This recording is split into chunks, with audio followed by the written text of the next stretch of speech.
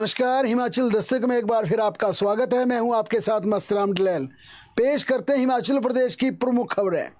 हिमाचल प्रदेश की सियासत में बड़ा फैसला संभावित है क्योंकि कांग्रेस का केंद्रीय हाईकमान पूरी तरह से एक्टिव हो गया है और दिल्ली दरबार ने सुक्खू कैबिनेट के साथ बड़ी बैठक करने का फैसला लिया। इसके लिए मुख्यमंत्री सुखविंदर सिंह सुक्खू को सभी मंत्रियों के साथ दिल्ली बुलाया गया है। पार्टी के वर्तमान व पूर्व अध्यक्षों को भी दिल्ली का न्योता मिला। इसके अलावा हिमाचल प्रदेश के विधानसभा अध्यक्ष कुलदीप सिंह पठानिया को भी दिल्ली बुलाया गया है। इन सभी नेताओं को पिछले कल दिल्ली में बुलाया गया था। संभावित शेड्यूल के अनुसार मुख्यमंत्री समेत सभी मंत्रियों के साथ पार्टी के शीर्ष नेता राहुल गांधी और पार्टी के राष्ट्रीय अध्यक्ष मल्लिकार्जुन खड़गे के साथ बैठक होनी थी। किसी कारण के चलते ये बैठक फिलहाल टाल दी गई है, लेकिन ये बैठक अब अगले सप्ताह संभावित है। यानी कि दिल्ली से यह संदेश दिया गया है कि अगले हफ्ते किसी भी समय मुख्यमंत्री सुखविंदर सिंह सुक्खू को उनकी पूरी कैबिनेट के साथ दिल्ली बुलाया जा सकता। पार्टी की वर्तमान अध्यक्ष प्रतिभा सिंह और पिछले जितने भी अध्यक्ष रहे हैं उन्हें भी दिल्ली आने का न्योता दिया गया है। और इसमें महत्वपूर्ण चर्चा ये रहेगी कि हिमाचल प्रदेश में कांग्रेस का अगला पार्टी का प्रदेश अध्यक्ष कौन होगा, क्योंकि प्रतिभा सिंह की जगह अब नया पार्टी का अध्यक्ष बनना लगभग तय हो चुका है और युवा व अनुभवी को पार्टी अध्यक्ष बनाए जाने के लिए पूरी रणनीति तैयार हो चुकी है। यानी जो नया अध्यक्ष हो उसके पास पार्टी का संगठन का लंबा अनुभव भी हो और युवा भी हो। यानी उम्र दराज किसी व्यक्ति को पार्टी प्रेसिडेंट नहीं बनाया जाएगा। यानी 50 से 55 साल के किसी अनुभवी नेता को हिमाचल प्रदेश कांग्रेस की कमान सौंपी जा सकती है। अब सवाल यह है कि आखिर पूरी कैबिनेट को दिल्ली क्यों बुलाया गया है। मुख्यमंत्री का बुलाना बनता है क्योंकि तमाम केंद्रीय नेतृत्व हिमाचल प्रदेश में जितने फैसले लेता है मुख्यमंत्री और पार्टी अध्यक्ष और पार्टी प्रभारी को बुलाकर लेता है। हिमाचल प्रदेश के डिप्टी सीएम को भी कई बार बुलाया गया है, लेकिन इस बार सभी मंत्रियों को दिल्ली क्यों बुलाया गया है, इस बात को लेकर जबरदस्त चर्चा चल रही है। दरअसल हिमाचल प्रदेश में कुछ एक मंत्री अपनी नाराजगी जाहिर कर चुके हैं। सोशल मीडिया पर वायरल हुई पोस्ट भी दिल्ली दरबार तक पहुंच चुकी है। ऐसे में सुक्खू कैबिनेट में बड़े बदलाव की चर्चा शुरू हो रही है। बताया जा रहा है कि अब सीधा केंद्रीय हाईकमान किसी मंत्री को पार्टी अध्यक्ष बनाने का ऑन स्पॉट ऐलान कर सकती है। इसके लिए अधिकतर मंत्रियों का पक्ष पहले भी जाना गया था, क्योंकि जब रजनी पाटिल हिमाचल प्रदेश आई थी मुख्यमंत्री ने स्वयं कई मंत्रियों से बात की, मंत्रियों की राय जानी। इसमें अधिकतर मंत्रियों ने यह कहा कि हम अध्यक्ष बनने के लिए तैयार हैं, लेकिन इसकी एवज में मंत्री पद को नहीं छोड़ेंगे। अधिकतर मंत्रियों ने अपनी दलील दी कि अगर हमें मंत्री पद के साथ पार्टी की कमान सौंपी जाती है तो फिर हम पार्टी अध्यक्ष बनने को तैयार हैं। यही कारण है कि अब दिल्ली दरबार ने पूरी कैबिनेट को मुख्यमंत्री समेत केंद्रीय हाईकमान ने दिल्ली बुलाया है। इसमें सभी मंत्रियों का पक्ष केंद्रीय शीर्ष नेतृत्व फेस टू फेस लेगा। इसके बाद किसी भी मंत्री को संगठन की कमान संभालने की घोषणा ऑन स्पॉट हो सकती है। इसके अलावा सरकार की नेगेटिव छवि जिस प्रकार से बनाई जा रही है उसे लेकर भी जवाब तलबी हो सकती है, क्योंकि जिस प्रकार से सोशल मीडिया पर युद्ध चल रहा है, जिस प्रकार से सरकार के खिलाफ टिप्पणियां की जा रही हैं, उसे लेकर भी केंद्रीय हाईकमान जवाबदेही तय कर सकता है, जवाब तलब कर सकता है कि आखिरकार हिमाचल प्रदेश में ऐसा क्यों हो रहा है, ऐसी परिस्थितियां क्यों पैदा हो गई। इसके वजह के कारणों को केंद्रीय हाईकमान जानने की पूरी कोशिश करेगा, क्योंकि रजनी पाटिल अपना पक्ष केंद्रीय नेतृत्व के समक्ष रख चुकी है। ऐसे में पहले कार्यक्रम यह भी था कि शीर्ष नेतृत्व शिमला आए फिर फैसला करे, लेकिन बाद में तय यह किया गया, क्योंकि यह बताया जा रहा है कि अब जो अगले सप्ताह बुलाए गए हैं उसमें राहुल गांधी और खड़गे साहब, ये दोनों शीर्ष नेता अपने हिमाचल प्रदेश के नेताओं का, मंत्रियों का, मुख्यमंत्री का, पार्टी अध्यक्ष का और पूर्व अध्यक्षों का मत लेंगे, उनकी राय जानेंगे कि आखिर जो कुछ यहां पर चल रहा उसके पीछे वजह क्या है, क्योंकि लंबे समय से पार्टी का अध्यक्ष नहीं बन पा रहा। और इसके पीछे पूरी पटकथा यह भी है कि अब सुक्खू कैबिनेट में बड़े स्तर पर बदलाव हो सकता है। चर्चा यहां तक की है कि कुछ एक मंत्रियों को केंद्रीय हाईकमान की डायरेक्शन पर ड्रॉप किया जा सकता है और नए मंत्रियों को कैबिनेट में ऐड किया जा सकता है, और मंत्रियों के विभागों में भी फेरबदल को लेकर चर्चा चल रही है। खास तौर पर अगर हिमाचल प्रदेश में पार्टी का अध्यक्ष किसी नए मंत्री को बनाया जाता है तो कैबिनेट में नए चेहरों को शामिल करना लगभग तय है। और बताया जा रहा है कि केंद्रीय हाईकमान ने सीएम सुक्खू से राय लेने के बाद उन नए नामों को लेकर अपनी अपनी अपनी राय भी बना ली है, इसलिए सभी मंत्रियों को बुलाया गया है। और यह भी कहा जा रहा है कि कुछ एक नेताओं को वार्निंग भी दी जा सकती है, उनकी कार्यशैली को लेकर, उनके कामकाज को लेकर उन्हें वार्न भी किया जा सकता है। लेकिन जो बड़ा फैसला उस बैठक में हो सकता है वो हिमाचल प्रदेश कांग्रेस के अध्यक्ष को लेकर हो सकता है, जिसमें यह अनाउंस किया जा सकता है कि आपको मंत्री पद भी छोड़ना पड़ेगा, पार्टी की कमान भी संभालनी पड़ेगी। क्योंकि अब कांग्रेस के नेता भी ये कहने लगे हैं कि जिस प्रकार से अनुराग ठाकुर एक कद्दावर नेता और पिछली सरकार मोदी सरकार में उनके पास भारी भरकम मंत्रालय थे, लेकिन इस बार पार्टी ने उन्हें कैबिनेट में शामिल नहीं किया। इतने नहीं, भारतीय जनता पार्टी जिस प्रकार से बड़े फैसले लेती है, बड़े से बड़े नेताओं को अनुशासनात्मक कार्रवाई करते हुए उन्हें आईना दिखाती है, अब जरूरत कांग्रेस में भी आन पड़ी है कि बड़े फैसले लिए जाएं। यही वजह है कि दिल्ली बुलाई गई इस पूरी की पूरी कैबिनेट को लेकर ऑन स्पॉट बड़ी डायरेक्शन केंद्रीय नेतृत्व जारी कर सकता है। लिहाजा दिल्ली बुलाई गई कैबिनेट की स्थगित हुई पार्टी मीटिंग में अब अगले सप्ताह यह मीटिंग होगी और इसमें बड़ा फैसला होना लगभग तय माना जा रहा है। इधर हिमाचल प्रदेश में बस किराया बढ़ोतरी को लेकर फैसला कर दिया गया, नोटिफिकेशन जारी कर दी है। आज मध्य रात्रि से बस किराया बढ़ोतरी की नई दरें लागू हो जाएंगी। हिमाचल प्रदेश सरकार ने 15% बस किराया बढ़ाने को लेकर नोटिफिकेशन जारी की है और इसके तहत ऑर्डिनरी बसों में अब मैदानी क्षेत्रों की बात करें तो ₹1.40 प्रति किलोमीटर की दर को बढ़ाकर किराया अब ₹1.60 कर दिया। यानी जो निचले इलाकों में, मैदानी इलाकों में ₹1.40 प्रति किलोमीटर किराया लगता था उसे ₹1.60 कर दिया गया है। जबकि हिली एरिया में, पहाड़ी क्षेत्रों में, जिसमें शिमला, सोलन कई इलाके आते हैं जो कि HRTC ने नोटिफाई किए, ट्रांसपोर्ट डिपार्टमेंट ने जिन्हें अधिसूचित किया है, उन तमाम क्षेत्रों में बस किराया ₹2.19 से बढ़ाकर ₹2.50 प्रति किलोमीटर कर दिया गया है। डीलक्स बसों की बात कर दी जाए तो मैदानी इलाकों में अब डीलक्स बसों में ₹1.95 प्रति किलोमीटर की दर से किराया लगेगा, जबकि हिली एरिया में ₹3.10 प्रति किलोमीटर की दर से किराया चुकाना होगा। एसी सुपर लग्जरी बसों में मैदानी इलाकों में ₹3.90 प्रति किलोमीटर किराया होगा, जबकि हिली एरिया में ₹5.20 प्रति किलोमीटर की दर से बस किराया देना पड़ेगा।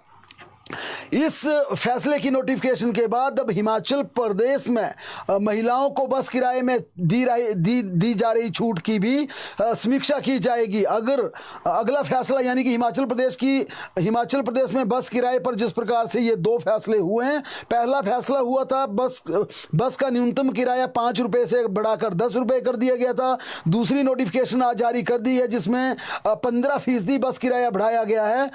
लेकिन अगला फैसला जो हिमाचल प्रदेश में होना महिलाओं के बस किराए की छूट पर होगा, क्योंकि HRTC ने एक साथ 3 सुझावों का एक प्रपोजल राज्य सरकार को दिया था, BOD में से पारित किया गया था, जिसमें कहा गया था कि हिमाचल प्रदेश में न्यूनतम किराया ₹10 निर्धारित कर दिया जाए और बस किराया 15% बढ़ाया जाए।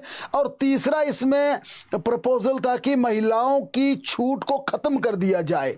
राज्य सरकार इन तीनों प्रस्तावों पर बारी बारी फैसले लेना चाहती थी, जिसमें सबसे पहले फैसला लिया गया न्यूनतम बस किराए 10 पे, आज फैसला लिया गया 15% बस किराए की बढ़ोतरी पे। अब डिपार्टमेंट को निर्देश दिए हैं कि अब अगले तीसरे चरण में महिलाओं के बस किराए का प्रपोजल लाया जाए और सरकार को अलग अलग प्रपोजल इसमें दिया जाए, क्योंकि सरकार पहले चाहती थी कि पूरी तरह से महिलाओं की छूट को खत्म कर दिया जाए, लेकिन अब गवर्नमेंट ने जिस प्रकार से ट्रांसपोर्ट डिपार्टमेंट को डायरेक्शन दी है उसमें कहा है कि महिलाएं जो कि सही महीने में बस किराया नहीं दे सकती, जिसमें दिहाड़ीदार महिलाएं हैं, दूसरों के घरों में काम करने वाली महिलाएं हैं, BPL परिवार से ताल्लुक रखने वाली महिलाएं हैं, उन महिलाओं को छूट बरकरार रखी जाए, लेकिन शर्तों के आधार पर। यानी कि दूरी निर्धारित कर दी जाए, सिटी के भीतर एक रेडियस तय कर दिया जाए, 5 से 7 किलोमीटर का रेडियस तय कर दिया जाए या 10 से 15 किलोमीटर का रेडियस तय कर दिया जाए। अलग अलग प्रपोजल बनाने को कहा है, क्योंकि लंबी दूरी पर, लॉन्ग रूट पर महिलाओं को छूट नहीं सरकार देगी। यह डायरेक्शन ट्रांसपोर्ट डिपार्टमेंट को दी जा चुकी है। दूसरा एक प्रपोजल यह है कि अर्बन एरिया में या रूरल एरिया में स्पेशल रंगों वाली बसें चलाई जाएं जिसमें महिलाओं को छूट के साथ यात्रा करने की सुविधा दी जाए। अन्य तमाम हिमाचल प्रदेश की बसों में पूरा किराया लिया जाए, यानी अलग अलग मॉड्यूल के आधार पर, अलग अलग प्रपोजल के आधार पर ये डायरेक्शन ट्रांसपोर्ट को दी है कि आप अलग अलग प्रपोजल बनाकर लाइए। इतना तय है कि राज्य सरकार अब तीसरा बड़ा फैसला हिमाचल प्रदेश में परिवहन व्यवस्था को लेकर, महिलाओं की छूट को लेकर कर सकता है, क्योंकि ये लंबे समय से सरकार कह रही है कि साधन संपन्न महिलाओं को, टैक्स पेयर महिलाओं को, खासकर ऐसी कर्मचारी महिलाओं को जिनका वेतन 1 से 1.5 लाख रुपए का है, उन्हें आखिर 50% बस किराए में छूट क्यों दी जाए। इसे लेकर अब यह तीसरा बड़ा फैसला सरकार करने जा रही है। हिमाचल प्रदेश सरकार 386 मिनी आंगनवाड़ी को अपग्रेड करने की मंजूरी प्रदान कर दी है। 386 आंगनवाड़ी केंद्रों में आंगनवाड़ी वर्कर्स के साथ हेल्पर भी काम करेगी। अगले माह से लगभग 400 हेल्पर्स भर्ती की प्रक्रिया पूरे प्रदेश में शुरू कर दी जाएगी। इसके लिए मुख्यमंत्री ने डिपार्टमेंट को डायरेक्शन जारी कर दी है। अब प्रदेश के 386 आंगनवाड़ी केंद्रों को सरकार खुद चलाने को तैयार है और इस बारे में पूरी तरह से रणनीति तय कर ली है। वहीं हेल्पर से लेकर केंद्रों को अपग्रेड किया जाएगा। दरअसल केंद्र सरकार ने राज्य की 386 मिनी आंगनवाड़ी केंद्रों को बंद करने के आदेश जारी किए थे। इसके बाद राज्य सरकार ने कहा था इन आंगनवाड़ी केंद्र को हम खुद चलाएंगे। हिमाचल प्रदेश राजकीय प्राथमिक शिक्षक संघ ने अनिश्चितकालीन क्रमिक अनशन 13वें दिन आज प्रवेश कर गया। आज जिला बिलासपुर प्राथमिक शिक्षक संघ के पदाधिकारी व प्राथमिक शिक्षक क्रमिक अनशन पर बैठे।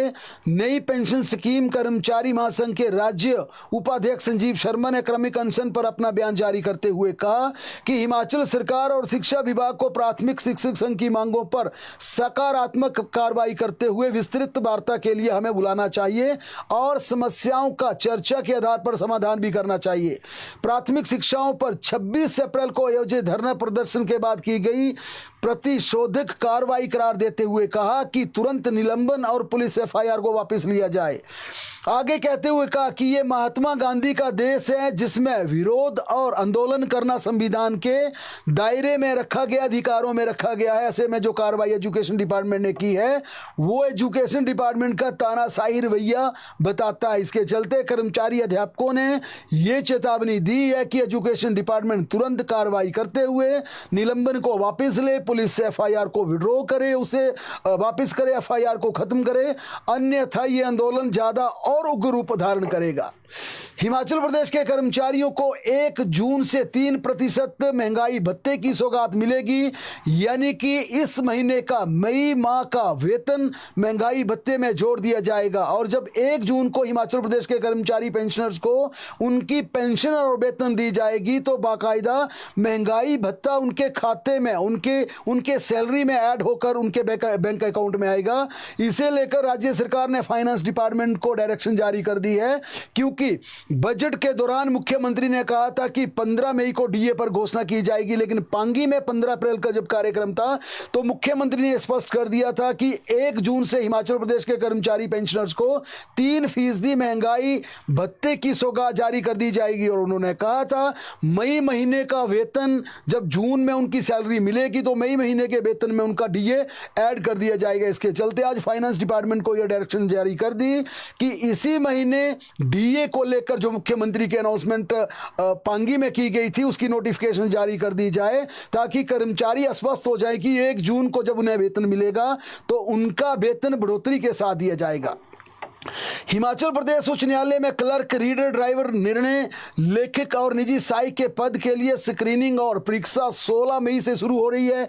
इसके लिए प्रार्थियों को ऑनलाइन और लिखित तरीके से संदेश भेजे जा रहे हैं। हाई कोर्ट में क्लर्क और रीडर के लिए 16 मई को सुबह 11 से 1 बजे तक, ड्राइवर के लिए 17 मई को सुबह 11 से 1 बजे तक, निर्णय लेखक, निजी सहायक के लिए 18 मई को 2 बजे तक परीक्षा आयोजित की जाएगी। हिमाचल प्रदेश सचिवालय में विधिक सहायक के घर चोरी की एक वारदात हुई। घटना शिमला के कल्स्टन इलाके की है। कर्मचारी करण कंवर के घर से चोर 14 लाख रुपए की नकदी और जेवरात लेकर फरार हो गए। रात को जब वह घर लौटे तो दरवाजे का ताला टूटा हुआ था। घर का सारा सामान बिखरा हुआ पाया गया। पीड़ित ने इस मामले को लेकर सदर पुलिस थाना में अपनी शिकायत दर्ज कर दी है, जिस आधार पर पुलिस ने जांच पड़ताल शुरू कर दी है। मंडी जिला में शिक्षा एवं प्रशिक्षण संस्थान में आज सुबह एक हादसा हुआ। प्रार्थना सभा के दौरान संस्थान के पास बन रहे मल्टी कॉम्प्लेक्स के में एक भारी लोहे की रॉड छात्राओं पर गिर गई। हादसे में 3 छात्राएं बुरी तरह से जख्मी हो गई। रॉड छात्राओं के कंधे और पैरों पर आकर गिरी। हादसे को देखकर वहां पर मौजूद अन्य 2 छात्राएं ऑन स्पॉट बेहोश हो गई। सभी घायल छात्राओं को जोनल अस्पताल मंडी में उपचार के लिए भर्ती करवाया गया है। परिजनों ने इस मामले में बड़े स्तर पर कार्रवाई और जांच की मांग की है। परिजनों का कहना है यह हादसा और भी बड़ा घातक हो सकता था। ऐसी लापरवाही बरतने वालों के खिलाफ कड़ी से कड़ी कार्रवाई की जानी चाहिए। सोलन जिला की नालागढ़ पुलिस ने अवैध खनन के खिलाफ कार्रवाई करते हुए 4 ट्रैक्टर ट्रॉली जब्त की हैं। इसके साथ ही अदुबाल में एक जेसीबी मशीन और 2 टिप्पर भी पुलिस ने अपने कब्जे में लिया। माइनिंग विभाग के कर्मचारी पिछले कल रूटीन चेकिंग के दौरान गश्त पर थे। इसके चलते माइनिंग की सूचना के बाद पुलिस ने यह कार्रवाई की है। भारत द्वारा पाकिस्तान में आतंकियों के खिलाफ किए गए ऑपरेशन सिंदूर के बाद देश भर में अलर्ट जारी कर दिया गया। खासकर हिमाचल प्रदेश को पूरी तरह से अलर्ट कर दिया गया। किन्नौर और लाहौल स्पीति से सटे चीन बॉर्डर पर भी वहां पर सैन्य टुकड़ियों की बात की जाए या रिहायशी इलाकों की बात की जाए, पूरी तरह से अलर्ट मोड पर रखने को कहा गया है। वहीं पाकिस्तान के साथ लगते पंजाब जम्मू कश्मीर के बॉर्डर एरिया जो कि हिमाचल प्रदेश से जुड़ते हैं, जम्मू कश्मीर और पंजाब की सीमाएं, वहां भी सतर्कता बरतने के लिए आज फिर दोहराया केंद्रीय गृह मंत्रालय ने। केंद्र सरकार की ओर से इसके लिए एसओपी अलग से जारी की जा रही है। हिमाचल प्रदेश सरकार की बात की जाए तो हिमाचल प्रदेश सरकार ने स्वास्थ्य विभाग को लेकर एसओपी जारी कर दी है। डॉक्टर सहित अन्य मेडिकल स्टाफ की लंबी छुट्टियों पर रोक लगा दी है और अस्पतालों में बेड सहित अन्य जरूरी तैयारियां करने के निर्देश जारी कर दिए हैं। ट्रॉमा सेंटर, लेबोरेटरी और आपातकालीन सेवाओं को 24 घंटे जारी रखने के कड़े निर्देश दिए गए हैं। देश के साथ हिमाचल में भी एयरपोर्ट की कनेक्टिविटी बंद कर दी गई और यदि देश में इस तरह के युद्ध की स्थिति और ज्यादा बनती है तो इसके लिए हिमाचल प्रदेश पूरी तरह से तैयार है। हिमाचल प्रदेश के स्वास्थ्य विभाग को लेकर जारी की गई इन एसओपी को लेकर एक नोटिफिकेशन भी जारी की गई है जिसमें कहा गया कि अस्पताल में इमरजेंसी सेवाओं को सुदृढ़ करने के साथ लंबी छुट्टियों पर अनुमति नहीं मिलेगी। अस्पतालों में बेड की स्थिति को लेकर सवाल पूछा गया। इसके अलावा अस्पताल में दवाइयों के साथ ऑक्सीजन सिलेंडर, अन्य जरूरी वस्तुओं की व्यवस्था को सुनिश्चित करने के कड़े निर्देश स्वास्थ्य विभाग के सचिव को दिए हैं। आपातकाल स्थिति से निपटने के लिए अस्पताल के स्टाफ को ट्रेन करने के लिए भी कहा गया। वहीं हिमाचल प्रदेश के साथ लगते तिब्बत बॉर्डर से लेकर जम्मू कश्मीर पंजाब से सटी प्रदेश की सीमाओं पर सुरक्षा चौक चौबंद कर दी गई है। राज्य के प्रमुख बिजली प्रोजेक्टों, बांधों,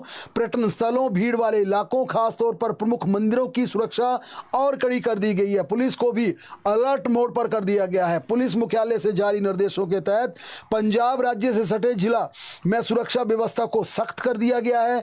तनाव की स्थिति में सभी डीसीज को स्कूलों तथा अन्य शिक्षण संस्थानों पर फैसला लेने के लिए अधिकृत कर दिया। आज मुख्यमंत्री सुखविंदर सिंह सुक्खू ने एक बार फिर डीसीज के साथ संपर्क करते हुए परिस्थितियों का रिव्यू किया और उन्होंने कहा कि पूरी तरह से डीसी परिस्थितियों पर नजर रखें और रोजाना रिव्यू करें और कहीं भी अगर परिस्थिति ऐसी लगती है शिक्षण संस्थानों पर कोई फैसला लेना पड़ता तो सरकार को सूचित कर तुरंत प्रभाव से इस पर फैसला लें। इसके अलावा प्रदेश की खुफिया व सुरक्षा एजेंसियों को भी पूरी तरह से अलर्ट कर दिया है।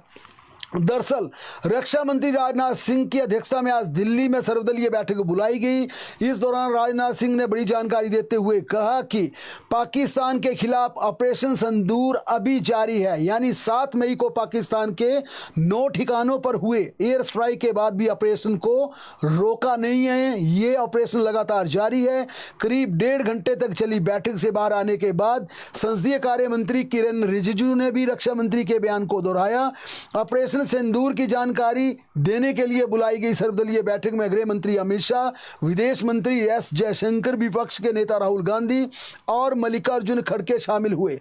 सूत्रों के मुताबिक बैठक में बताया गया कि ऑपरेशन सिंदूर में 100 से ज्यादा आतंकी मारे गए। ऑपरेशन जारी है, इसलिए सटीक संख्या बताना फिलहाल मुश्किल है। उन्होंने कहा कि पाकिस्तान ने उकसाया तो फिर कार्रवाई करेंगे। वहीं कांग्रेस अध्यक्ष मल्लिकार्जुन खड़गे और राहुल गांधी ने भी कहा कि संकट में हम देश के साथ और सरकार सरकार के साथ चट्टान की तरह खड़े हैं।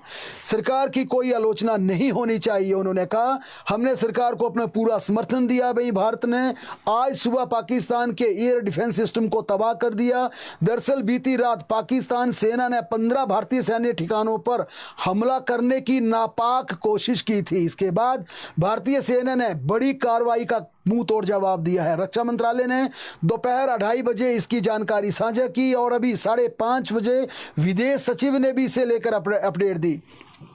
रक्षा मंत्रालय ने बताया कि 7 मई की रात पाकिस्तान ने उत्तरी और पश्चिम भारत के शहरों को निशाना बनाने का प्रयास किया था। इसमें अवंतीपोरा, श्रीनगर, जम्मू, पठानकोट, अमृतसर, कपूरथला, जालंधर, लुधियाना, आदमपुर, बठिंडा, चंडीगढ़, राजस्थान के साथ लगते नाल, फलोदी, उतराई और भुज में ड्रोन्स और मिसाइलें दागने का प्रयास किया गया था। लेकिन भारतीय सेना ने पहले से ही सीमाओं पर पूरी तरह से चौकसी बरती थी और रूस से मिले S-400 air defence missile system को पहले से एक्टिवेट कर रखा था। यानी भारतीय सेना को पता था कि इस तरह की नापाक कोशिश, इस तरह की हरकत सीमा पार से हो सकती है।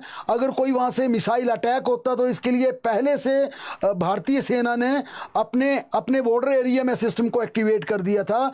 जैसे ही पाकिस्तान ने मिसाइलों से हमला किया, पहले से एक्टिवेट किए गए S-400 सिस्टम ने पाकिस्तान की मिसाइलों को एयर स्पेस में निरस्त कर दिया, नस्ता नबूद कर दिया, डिफ्यूज कर दिया और वो हिंदुस्तान की धरती को नहीं छू पाई। रक्षा मंत्रालय ने बताया कि पाकिस्तान के हमलों के बाद आज सुबह भारतीय सशस्त्र बलों ने पाकिस्तान में कई स्थानों पर हार्पी ड्रोन से वहां एयर डिफेंस रडार और सिस्टम को क्षतिग्रस्त कर दिया।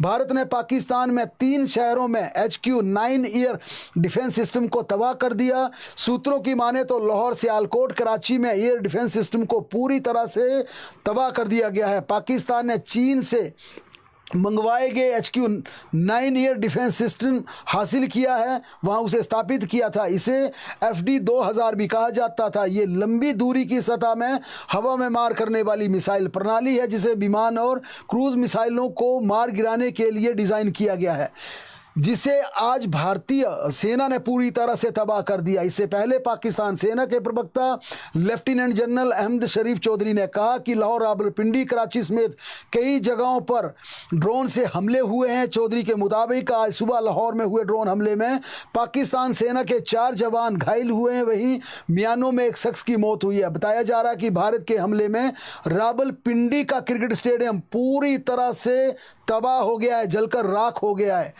आज रात वहाँ PCL का क्रिकेट मैच होना था। आपको बता दें कि S-400 एक एयर डिफेंस सिस्टम है। ये हवा के जरिए हो रहे अटैक को रोकता है। ये दुश्मन देशों के मिसाइल, ड्रोन, रॉकेट लॉन्चर और फाइटर जेट्स के हमले को रोकने में कारगर साबित होता है। ये 600 किलोमीटर दूर टारगेट को ट्रैक कर लेता है और टारगेट हिट करने की रेंज 400 किलोमीटर है। इसे रूस के एलमान सेंटर में डिजाइन ब्यूरो ने बनाया है और दुनिया के बेहद आधुनिक एयर डिफेंस सिस्टम में इसकी गिनती की जाती है। पहलगाम हमले के बाद पाकिस्तान की ओर से लगातार सीज फायर का उल्लंघन हो रहा है।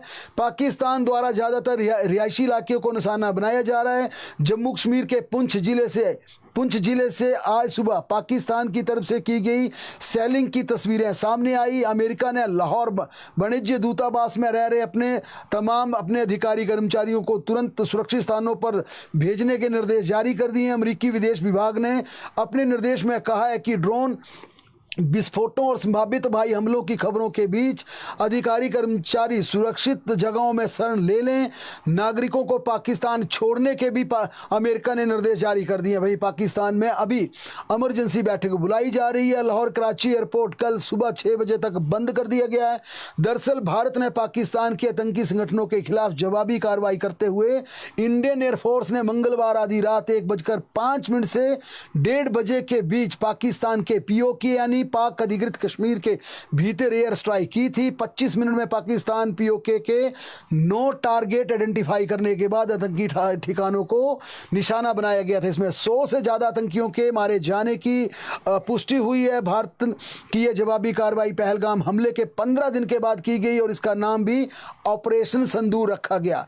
ये नाम उन तमाम महिलाओं के लिए समर्पित है जिन्होंने पतियों की पहलगाम में 22 अप्रैल को आतंकियों ने हत्या कर दी थी, जिन महिलाओं का सिंदूर मिटा दिया था, सुहाग उजाड़ दिया था, उसी के चलते इस पूरे ऑपरेशन का सिंदूर नाम दिया गया है। मंगलवार रात को इस ऑपरेशन को अंजाम दिया गया था और जिस प्रकार से आज भारतीय सेना की तरफ से कहा गया, विदेश मंत्रालय की तरफ से कहा गया कि ये ऑपरेशन सिंदूर अभी रुका नहीं है, ये कंटिन्यूटी में है, ये लगातार जारी है। फिलहाल यही माने कि युद्ध का माहौल पूरी तरह से बन चुका है। इसके चलते हिमाचल प्रदेश को भी पूरी तरह से अलर्ट मोड पर रखा गया है और बार बार ये एडवाइजरी जारी की जा रही है कि जनता खुद जागरूक रहे। हालांकि जिस प्रकार से कल शिमला में रात के समय ब्लैकआउट का फैसला लिया गया था, उसमें बेहद शर्मनाक तस्वीरें सामने आई थी। कई लोगों ने अपने घर की बत्ती नहीं बुझाई, सरकारी सिस्टम हमारी सोलर लाइट्स को और स्ट्रीट लाइट को बुझाना भूल गया। ये एक बड़ी चूक थी जिसे लेकर सोशल मीडिया पर कई तरह की व्यवस्थाओं को ट्रोल भी किया जा रहा है। इसी के चलते ये बार बार कहा जा रहा है कि जितनी भी एडवाइजरी केंद्रीय गृह मंत्रालय द्वारा जारी की जा रही है, चाहे सायरन का बजना हो या फिर बत्तियों को बुझाने का हो, क्योंकि कल अमृतसर का बड़ा एग्जाम्पल सबके सामने है, वहां पर बत्तियों को बंद रखा गया और जिस प्रकार से पड़ोसी मुल्क से एक नापाक कोशिश की गई, प्रयास किया गया, भारतीय सेना ने जिसे डिफ्यूज कर दिया गया। ये तमाम बातें जो अवेयरनेस की जा रही हैं, नागरिकों को जागरूक करने की जा रही हैं, इसमें गृह मंत्रालय की एडवाइजरी को पूरी तरह से मानने के लिए बार बार ये पेशकश की जा रही है कि जो भी केंद्रीय गृह मंत्रालय एडवाइजरी जारी कर रहा है आम नागरिकों के लिए, वो मानना, उस पर पालन करना बेहद जरूरी है पूरे देश के लिए और खासकर सीमा से सटे इलाकों के लिए। ये गाइडलाइंस को, उन तमाम डायरेक्शन को मानना बेहद जरूरी है। धर्मशाला में आज पंजाब किंग्स 11 और दिल्ली कैपिटल्स के बीच आईपीएल का मैच थोड़ी देर में शुरू हो जाएगा। स्टेडियम में मैच शुरू होने से पहले एनडीआरएफ का मॉक ड्रिल शुरू हुआ और दर्शक दीर्घा से लेकर मीडिया बॉक्स तक कमांडो तैनात किए गए। एंट्री गेट पर दर्शकों की लंबी कतारें आज दोपहर से लगना शुरू हो गई थी। कांगड़ा की एसएसपी शालिनी अग्निहोत्री ने बताया कि पंजाब किंग्स और दिल्ली कैपिटल्स के बीच आईपीएल मैच के दौरान किसी भी तरह की अपुष्ट खबरें, हाईलाइट सोशल मीडिया पर शेयर ना करें। उन्होंने यह आग्रह किया कि सभी नागरिकों का यह दायित्व बनता है कि किसी तरह की कोई भ्रामक सूचना ना दें, गलत सूचना ना दें। सोशल मीडिया कोई गलत इस तरह का कोई मैसेज, कोई कमेंट ऐसा कोई वायरल ना कर दे जिससे दिक्कत आए। उन्होंने कहा ऐसे में किसी भी तरह की अफवाह से अव्यवस्था ना फैलाएं, इसके लिए पुलिस को अलर्ट कर दिया गया है और इस तरह की अफवाहें फैलाने वालों के खिलाफ कार्रवाई भी की जाएगी। उन्होंने कहा कि आसाम 7:30 बजे से आईपीएल का मुकाबला खेला जाएगा। पंजाब किंग्स और दिल्ली कैपिटल की टीमें प्लेऑफ में जगह बनाने के लिए आमने सामने हैं। हालांकि 11 मई को मुंबई और पंजाब के बीच होने वाले मैच को मुंबई के वानखेड़े स्टेडियम में शिफ्ट कर दिया गया। इसके पीछे सबसे बड़ी वजह यह है कि गग्गल एयरपोर्ट को 9 मई तक पूरी तरह से बंद कर दिया गया है और जो मौजूदा हालात बने हैं उसके मद्देनजर अभी भी यही पूरी तरह से स्पष्ट नहीं है कि 10 मई से गग्गल एयरपोर्ट को आम हवाई उड़ानों के लिए चालू कर दिया जाएगा या 9 मई तक इसे बंद किया गया, ये डेट एक्सटेंड की जाएगी। यही वजह है कि मुंबई की टीम का कांगड़ा आना बेहद मुश्किल था। अगर मान लीजिए वो 9 तारीख को कांगड़ा एयरपोर्ट, धर्मशाला का airport, Gaggal airport operational position में आ भी जाता, तब भी टीम का वहां पर आना, फिर प्रैक्टिस करना, फिर 11 मई को मैच खेलना बेहद मुश्किल था। और दूसरा बड़ा सस्पेंस ये था क्योंकि जिस प्रकार का बॉर्डर एरिया पर जिस प्रकार का दोनों देशों के बीच का माहौल बना है, संभावना ये पूरी तरह से स्पष्ट नहीं है कि गग्गल एयरपोर्ट को 10 मई से हवाई उड़ानों के लिए वहां पर पूरी तरह से चालू कर दिया जाएगा। यही वजह है कि मुंबई और पंजाब के 11 मई को धर्मशाला में खेलने वाले मैच को फिलहाल शिफ्ट कर दिया गया, स्पष्ट कर दिया। आज आखिरी मुकाबला धर्मशाला में खेला जाएगा। मौसम की बात करें तो प्रदेश के कई भागों में 8 व 9 मई को हल्की से मध्यम बारिश के आसार हैं, जबकि 10 से 12 मई तक कुछ स्थानों पर हल्की से मध्यम बारिश होगी। 13 व 14 मई को कुछ ऊंचे क्षेत्रों में हल्की बारिश की संभावना है। वहीं 8 से लेकर 11 मई के दौरान प्रदेश के कुछ एक स्थानों पर 30 से 50 किलोमीटर प्रति घंटे की रफ्तार से अंधड़ चलने का येलो अलर्ट जारी हुआ, यानी कि येलो अलर्ट फिर जारी कर दिया है। तेज हवाएं चल सकती हैं, ओलावृष्टि हो सकती है, फसलों का भी नुकसान हो सकता है। बहरहाल प्रदेश की तमाम बड़ी खबरों के लिए जुड़े रहें हमारे साथ, देखते और पढ़ते रहें हिमाचल दस्तक।